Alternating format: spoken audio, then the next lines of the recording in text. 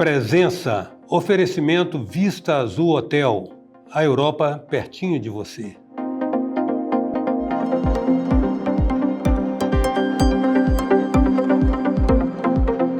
A presença hoje é a do consultor empresarial e vice-presidente do Conselho Regional de Administração do Espírito Santo, Hertelvio Nunes, com quem nós falamos. Hertelvio, o nosso CRA completou 6 décadas de regulamentação da profissão de administrador e é uma profissão que deve estar aí se sentindo meio na encruzilhada, não? Com tanta coisa acontecendo em modelos de gestão. Bom, Eustáquio, boa noite, obrigado por me receber aqui. Imagina, boa noite aos telespectadores. Na verdade é um momento de muita reflexão, né? Uma profissão que é relativamente nova no Brasil, foi regulamentada há 60 anos, apesar de que a administração, em termos de conceito de ciência, ela é milenar. Milenar, né? das pirâmides, o inverso urbano, né? igreja. Um livro que é muito utilizado, foi utilizado durante muito tempo como orientação para estratégia, a Arte da Guerra, do Sun Tzu, né? Tem 2.500 anos de Cristo, então... mas enquanto profissão, ela é regulamentada em 65, então nós completamos hoje 60 anos de uma profissão que ela tem um desafio muito grande, né? Que é justamente fazer as conexões humanas para que as organizações deem resultados. Então, ao longo desses 60 anos, esse processo dessa profissão vem amadurecendo, vem oferecendo à sociedade essa condição de gerar resultados, né, que sejam financeiros, sociais, materiais, enfim, para que a gente tenha uma vida melhor. Acho que esse é o grande desafio da administração ao longo desse tempo. Uma coisa interessante de se ver é o seguinte: se você for olhar todos os estágios da administração, desde do Frederick Taylor lá atrás, começo do século passado, aí você tem a sucessiva evolução do processo, né?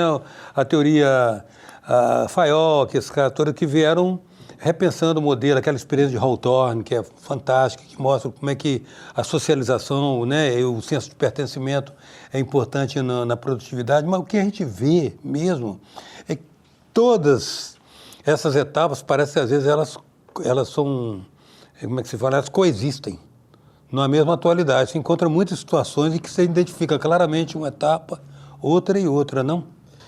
O que a gente observa, na verdade, é que, com o tempo, os modelos organizacionais, os arranjos organizacionais, principalmente provocados pelas condições sociais, demográficas e principalmente pela tecnologia, elas vão exigindo das organizações um novo modelo de atuação. E esse modelo, necessariamente, ele não exclui modelos anteriores, vai depender muito da maturidade, né, do ambiente, da forma de se trabalhar, enfim, de uma série de questões que não necessariamente vai obrigar que todas as organizações tenham o mesmo modelo. Acho que esse é o legal da administração, né? Você não tem o melhor ou o pior, você tem aquele que é mais adequado. E até pela própria teoria, né, do Darwin, né, e a gente discute muito hoje, que não é nem o mais rápido, nem o mais lento, mas é o que mais se adapta. Então, se adaptar a novos modelos, né, ele é interessante desde que sejam efetivamente viáveis e gerem os resultados esperados. Então, muita gente faz alusão, por exemplo, às empresas de tecnologia, né? Você tem aquela visão, por exemplo, do Google, que você tem uma bicicleta lá, tem um filme até que fala muito sobre isso, que você tem hora, você chega lá, está de bermuda, leva o pet, aquelas coisas todas. Isso já mudou muito, né? Então o cara define o horário que ele vai trabalhar, porque ele tem que entregar o resultado. Beleza, mas se você está no pronto-socorro e você é um atendente, se você não estiver lá às 7 horas da manhã ou 6 horas da manhã, você não pode escolher o seu horário. Essa flexibilidade é impertinente. Não é. Então, assim, o que é legal, né, que eu acho legal da administração, é essa adaptabilidade de você entender que para essa situação tem um modelo e para essa situação tem um outro modelo. Aliás, inclusive, é uma escola que é a escola da contingência, né? Sim, sim. Né? Não existe um modelo único. Isso, e depende da contingência. Então, eles podem coexistir. O que, na verdade, tem que tomar muito cuidado quando a gente fala isso, é que Taylor, Fayol, início do século passado, né, o advento do automóvel, aí Ford vem muito forte com a divisão do trabalho, é que a sociedade ela tinha uma configuração, a legislação tinha uma configuração, então realmente o conceito de mão de obra, né, força de obra, é muito forte, braço de obra. Hoje, você já tem uma configuração um pouco diferenciada em que parte desse serviço não é mais feito por humanos. né? Então, você tem aí máquinas fazendo e alguns serviços também bem mais operacionais, vamos falar da inteligência artificial, também está substituindo. Então, tem profissões, por exemplo, que elas deixaram de existir ou estão morrendo por conta disso. Então, ascensorista de elevador. Hoje tem elevadores altamente inteligentes. Então, essa profissão, naturalmente, ela foi excluída. Vamos pegar datilógrafo, né? Então, muita gente fez o curso. Minha primeira Então, profissão. isso automaticamente isso vai modificando. As próprias leis trabalhistas, né? A capacidade que você tem de interagir mais rapidamente com mensagens. Então, você diminui a distância da hierarquia.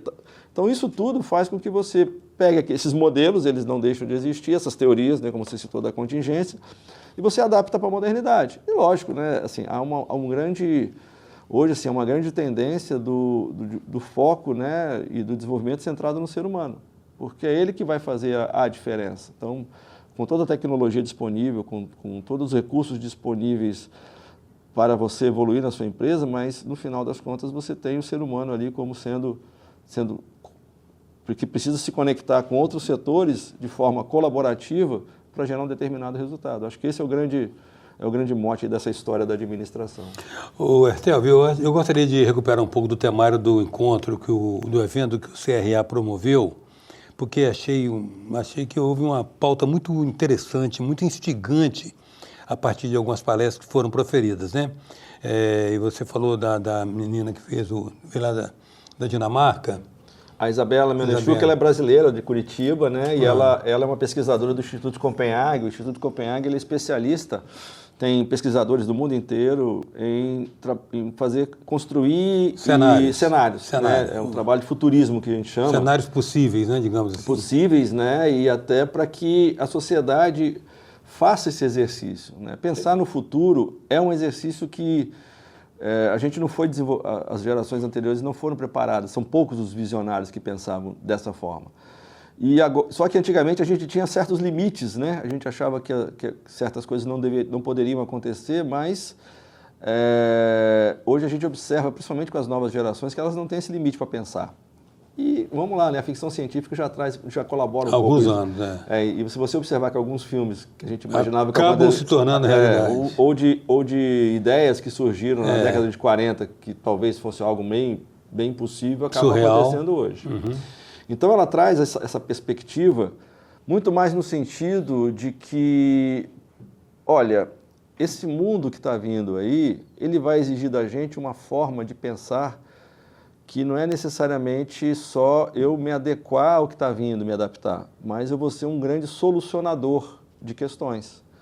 Porque o mundo está mudando, né? Se você observar aqui, o planeta está mudando, e não tem muito o que a gente fazer se a gente não tomar cuidado. Então, diante disso, qual é a minha atitude?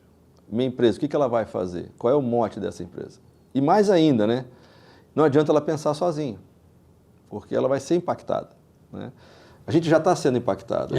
Tem que estar atento ao contexto, né? Tem uma área sombreada que a gente não vê, mas que está acontecendo. Né? Então, quando você fala, por exemplo, para onde vai a imagem que é captada numa entrada de um prédio? Então, para onde que isso vai? Como é que você gerencia isso? Né? Já tem gente pedindo direito autoral da sua imagem, do seu rosto. Né? Hoje, a LGPD já está tentando prever isso. Né? Mas isso é uma questão que está dentro das organizações. Uhum. Né? Então, os seus dados, a sua informação, como você falou, o LGPD, como é que eu faço com que o que você vai discutir na inteligência artificial seja propriedade de quem? É da empresa, é sua? Como é que você vai trabalhar com isso? E mais ainda, né? Diante disso tudo, os propósitos para os quais aquela organização foi feita, eles mudaram ou não ao longo do tempo? Como é que você vai garantir isso? Então, tem uma gestora, né, uma administradora, ela é até argentina, mas durante muito tempo ela foi diretora da Arcelor, e hoje ela está no Grupo Ânima, a Paula Raca, que ela fala muito, né, discute muito assim, muitas empresas querem ser a melhor, né, mas hoje as empresas precisam ser a melhor para o mundo, porque querendo ou não, se você não for melhor para o mundo vai e acaba com a sua empresa. Te exclui. Entendeu? Então, acho que esse é o grande desafio da administração, nesses seus 60 anos, a temática do evento foi justamente você começar com essa provocação que a Isabela trouxe, para que depois a gente pudesse olhar um pouco do que está acontecendo, do que está por vir. Ou seja, é muito mais assim, vamos nos preparar para um futuro que a gente vai imaginar que será, mas pode ser que ele não aconteça, mas de qualquer forma eu estou preparado. Né? É mais ou menos como era antigamente, que o Harari, né, os livros do Harari lá, o Sapiens, Homo Deus, trazem que é muito assim, o homem ele sempre se preparou, ou para correr atrás, para caçar, ou para fugir. Então ele tinha que se preparar para correr. Então era muito mais ou menos assim. Então a gente tem que se preparar para isso, para um cenário A, ou B, ou C, a gente vai ter sempre essa capacidade de solucionar essas questões, solucionar problemas e ser alguém que vai ser, vai trazer aí algo que contribua para que a organização perpetue, sobreviva. Você citou um livro aí, cara, que é seminal. Sapiens, eu acho um livro assim que deveria ser um livro quase que obrigatório para poder... Claro que depois ele fez Homo Deus, fez uma compilação, tem um novo, né? Eu acho que tem um novo quarto livro dele agora, mas eu achei que eu não sei nem como é que aquele cara levantou tanto dado daquela maneira, deve ter trabalhado com Big Data, certamente, porque ele buscou dados que parece pouco provável que seja armazenado num cérebro humano só. E ele coloca algumas questões dessa, né? Tipo, o homem de 150 anos já nasceu, que se você for olhar as estatísticas, a glicose mata mais do que qualquer guerra. Ele coloca algumas coisas de reflexão para nós que é sempre oportuno estar presente. Agora, ontem, vocês fizeram a estrutura do evento baseada, trabalharam o conceito do legado, qual o propósito, né? O que se deixa, né? O que se deixa esperar do seu tempo, seu prazo de validade para aqueles que vão te suceder. A inovação como o mantra da vez, né? Me parece uma lei irrecorrível. Ou inova, ou obsoletiza e fica para trás e, lógico, morre. Né? E as conexões humanas. E aí começa a surgir uma discussão em cima da pertinência da conexão humana em tempos de IA. Como é que você está vendo isso? Acho que assim, se fala muito, né, e quase todo seminário que você vai aparece IA, né, acho que assim, qual é a discussão, né? Aonde a IA vai entrar e qual o papel do ser humano? O que se discute muito, se discutia um pouco antes, né? Antigamente você não tinha informação nenhuma, então quem detinha informação, na verdade não era nem informação, era o conhecimento, quem detinha esse conhecimento tinha um poder. Então você tinha um professor, que era alguém que transmitia o conhecimento e você ficava ávido lá, né? O conceito de aluno. Aluno quer dizer sem luz, né? Então eu tenho alguém que passa a luz. Esse conhecimento ele ficou disponível para todo mundo. E quem souber procurar, acha isso melhor. Depois, não foi só o conhecimento, mas foram as informações decorrentes de procedimentos, de experiências humanas. Então, eu saio do conhecimento, vou para o que eu faço com ele, que são os dados. E aí você tem um monte de informação disponível hoje, e aí passou a ser quem tem mais habilidade, quem consegue dominar essa informação. E agora, você tem uma inteligência artificial que ela não vai só ler a informação, mas ela vai compilar, inclusive... Inferir e com alguns modelos que você, a partir do momento que você conversa lá e tal, ela vai gerar uma coisa que chamam de pensamento estratégico, mas na verdade não é bem assim, né? Mas ele vai fazer o quê? Uma série de conexões legais lá, normais lá, técnicas, enfim, neurais que a gente chama, e depois ela gera uma informação. Aquela informação ela precisa ser criticada, não quer dizer que ela está certa. Então, esse é o grande desafio.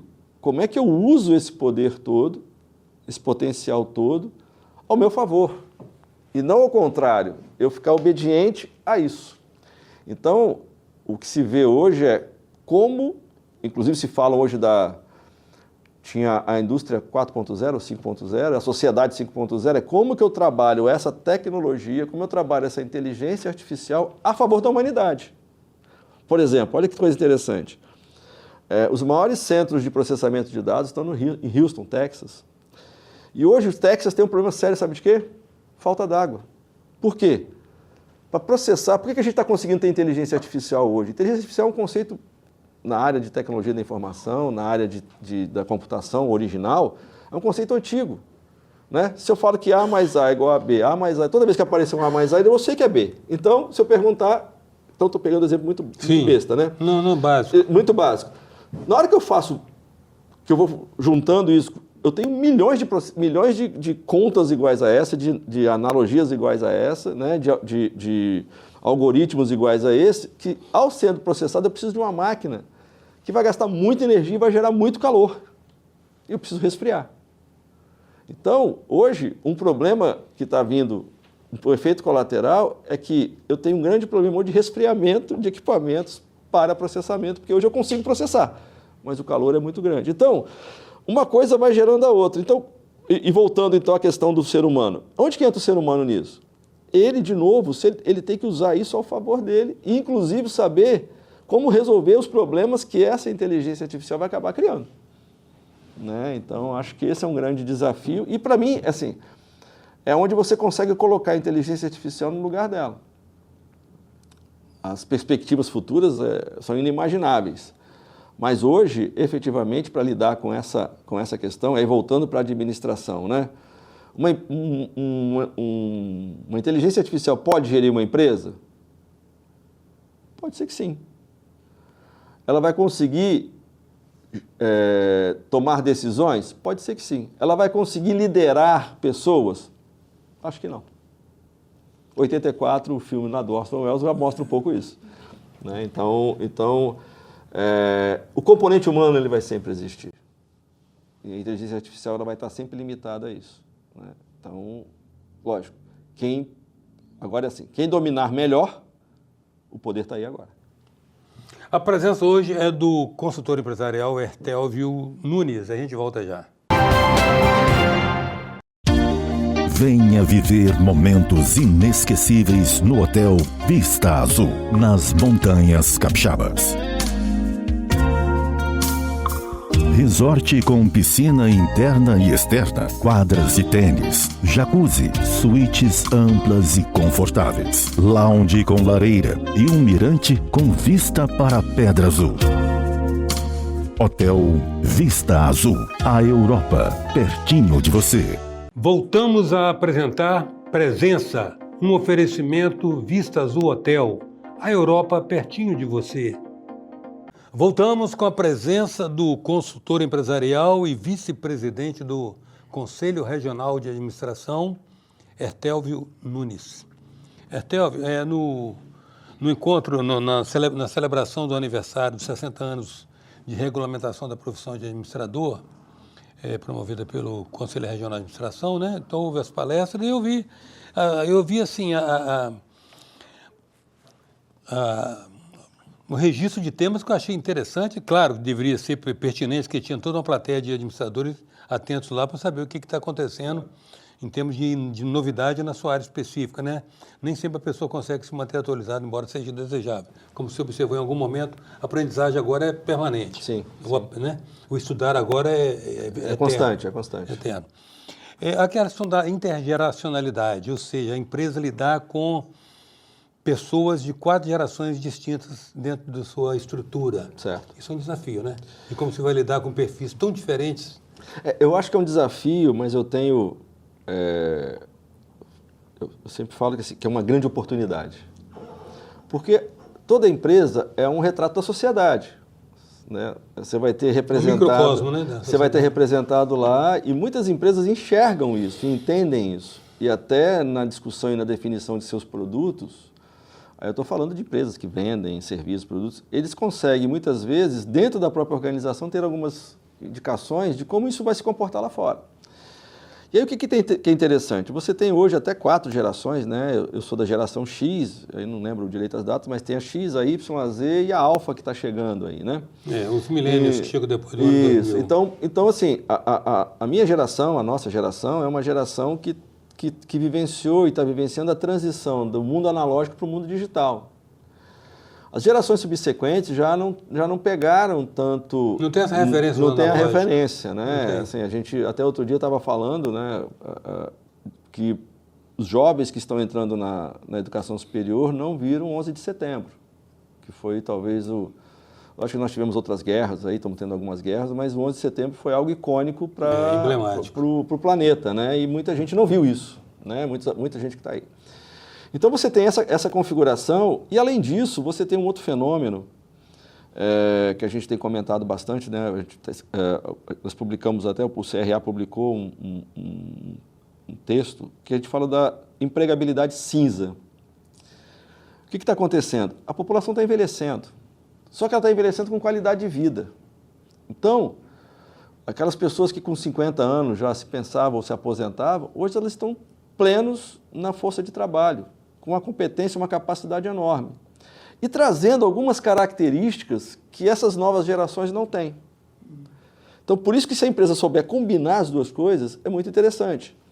Combinar, logicamente, o ímpeto, a jovialidade, o senso de urgência das novas gerações, a habilidade de lidar com essa tecnologia, de transformar ideias em algo que você possa imprimir numa impressora 3D, ou que você possa fazer um programa, um robô, sei lá, uma apresentação mais dinâmica, e sem os vieses, né, que nós temos em relação a certo ou errado, ou padrões que na nossa época eram padrões até impostos pela sociedade que hoje não tem, mas ao mesmo tempo contar com uma experiência, com uma vivência, com uma resiliência, sabe, com alguém que é mais resistente à frustração do que eles.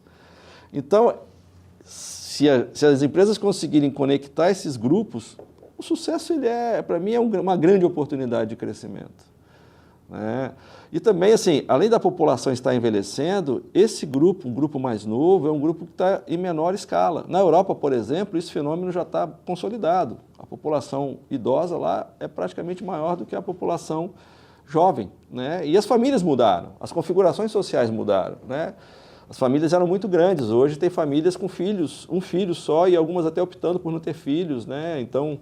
E uma já prevista redução populacional, né? Há uma perspectiva que a partir de 2050 a população tende, né, porque tudo é uma tendência, né, foi até uma informação que a Isabela trouxe para a gente na palestra, a decrescer. Não necessariamente a gente vai diminuir a utilização dos recursos, mas ela tende a decrescer. Então, quando você fala da intergeracionalidade, e aí você junta com isso a questão da sucessão empresarial, que também é um outro aspecto importante, porque as empresas hoje elas estão se preparando mais para essa sucessão empresarial. E o que é a sucessão empresarial? É o sucessor que entra na empresa e muitas vezes ele está pegando 2 ou 3 gerações antes dele que estão lá na empresa ainda. Então está o fundador, o filho do fundador, o neto do fundador agora entra na empresa. Exemplo, inclusive, dos debatedores no encontro. Isso, a gente fez um grupo muito interessante que nós pegamos uma linha de sucessores novos, né, pessoas aí tinham pessoas de 40 anos, pessoas por volta de 27, 26 anos, netos de fundadores, ou até filhos de fundadores de empresas menores, mais recentes. E quem estava mediando, né, era um sucessor também de uma segunda geração, mas já com seus 60 e poucos anos. E a gente botou esse pessoal para conversar, que foi muito legal. E assim, a interação entre eles, enquanto sucessores, eles entendiam muito bem, falavam a mesma linguagem. Agora, com realidades muito diferentes. Sim. Né? Por exemplo, um deles lá comentou que antigamente ele podia andar na empresa. Ele entrava na empresa, entrava lá no setor A, B, C, D. Hoje já é mais difícil fazer isso. Porque tem questão de segurança, tem para onde você vai, cuidado com isso aqui, cuidado com... Hoje é diferente, mas antigamente você zanzava pela empresa. Então você aprendia a empresa. Você aprendia sobre a empresa lá conversando com o supervisor, com o encarregado, hoje é um pouco mais difícil. Mas não quer dizer que isso também não aconteça de uma outra forma. Mas essa conexão da intergeracionalidade, essa sacada que essa galera nova tem, sabe, de olhar de uma outra forma, é muito interessante. Por outro lado, a vulnerabilidade que eles têm, né, referente à frustração ou à impaciência de certas coisas, né? Tanto é que a rotatividade dessas pessoas é muito mais rápida. Mais inquietos, né? Mais inquietos. Impacientes. Você tem uma ideia? A Isabela trouxe uma... Foi a Isabela? Eu acho que foi ela. Você tem uma ideia? A rotatividade do Habib's, se eu não me engano, é em São Paulo, ela é de 100% no ano. Imagina você trocar toda a equipe em um ano. Por quê? São pessoas novas, fica, cansei, troca. Treinar e preparar Sim. Então, estamos quase esgotando, mas eu gostaria que você falasse ainda um último tema, rapidinho, sobre um contexto da economia e atenção em que as empresas começam também a operar. A economia da atenção, ela também foi um dos temas que a gente trouxe no primeiro momento, que assim, muita gente não se dá conta do que está acontecendo ao nosso entorno, né? E hoje as empresas de tecnologia, elas acabam, e aí não estou falando só de informática, mas os streamings, né, você observa que eles movimentam bastante, mas essas empresas elas estão mapeando a nossa atenção. Então, por exemplo, um streaming que passa filme muitas vezes está competindo com o seu sono. Tem já sistemas que você consegue detectar. O próprio carro ele já detecta se você está com sono ou não, entendeu? Então, eles estão brigando para onde você vai olhar, porque para onde você vai olhar cabe um negócio. Então, a atenção é um ativo, né? É um ativo, está sendo o grande ativo dessas empresas, isso aí. Eu quero agradecer muito, Hertel, a sua disponibilidade de estar conosco aqui, resumindo minimamente o que foi aquele rico debate de ontem, lá no CRA. Olha, na verdade foi uma grande provocação de que a gente tem uma vida e a gente precisa cuidar dela. Então é isso. A presença hoje do consultor empresarial e vice-presidente do Conselho Regional de Administração, Hertelvio Nunes. Até já.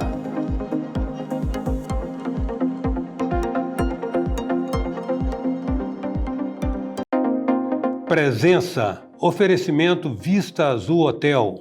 A Europa pertinho de você. Venha viver momentos inesquecíveis no Hotel Vista Azul, nas Montanhas Capixabas. Resort com piscina interna e externa, quadras de tênis, jacuzzi, suítes amplas e confortáveis, lounge com lareira e um mirante com vista para a Pedra Azul. Hotel Vista Azul, a Europa pertinho de você.